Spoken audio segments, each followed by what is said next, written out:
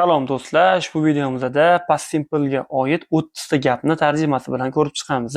Agar tayyor bo'lsanglar, boshladik.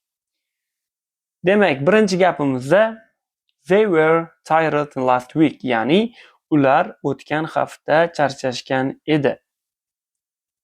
Keyingi gapimizda demak I bought a new computer last month, ya'ni men o'tgan oyda yangi kompyuter sotib olgan edim. I passed the math exam. Ya'ni men matematika imtihonidan o'tdim, ekzamenidan o'tdim.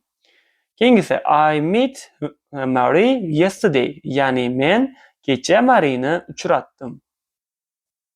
My father bought a blue car. Ya'ni mening dadam ko'k mashina sotib oldilar. Bu o'tgan zamonda bo'lyapti. You were not at work last Monday. Ya'ni sen o'tgan dushanba kuni ishda emas eding. We played basketball last Sunday. Ya'ni biz o'tgan yakshanbada basketbol o'ynadik. I read this book last year. Ya'ni men bu kitobni o'tgan yil o'qigan edim. Ya'ni mana bu read so'zini o'tgan zamon shaklida yozilishi bir xil bo'ladi, o'qilishda read ga o'zgaradi. The mechanic fixed my car last week. Ya'ni o'tgan haftada mashina ustasi meni mashinamni tuzatib bergan edi. I watched this movie with my sister. Ya'ni men bu kinoni singlim bilan ko'rgan edim. We opened a new YouTube channel. Ya'ni biz yangi YouTube kanal ochdik. Va uni nomi English Max. Were you at home yesterday? Ya'ni siz kecha uyda edingizmi? Bu so'roq gap bo'lyapti. O'shaning uchun were you dan oldinga o'tyapti. I went to the London last year. Ya'ni men o'tgan yili Londonga borgan edim. Did you go to the university last week? Ya'ni sen o'tgan haftada universitetga bordingmi yoki bordingizmi? I bought my first phone last year. Ya'ni men birinchi telefonimni o'tgan yili sotib oldim. I did my homework an hour ago. Ya'ni men bir soat oldin uyga vazifamni bajardim. I wrote a letter to my mother last day. Ya'ni men o'tgan kuni onamga xat yozdim.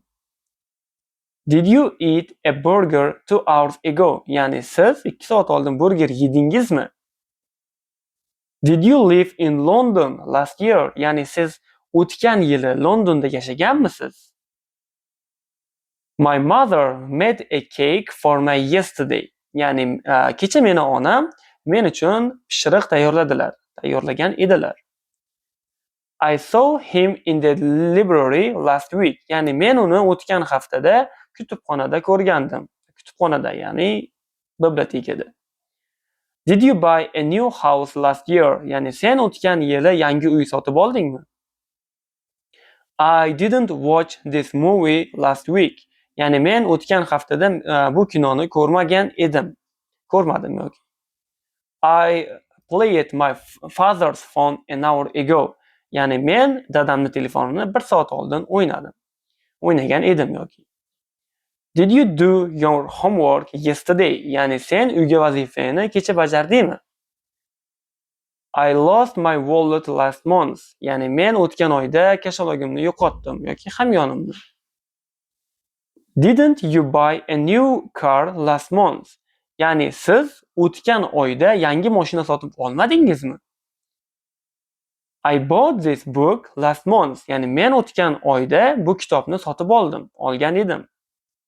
The weather was beautiful yesterday. Ya'ni kecha ob-havo chiroyli edi, ajoyib edi.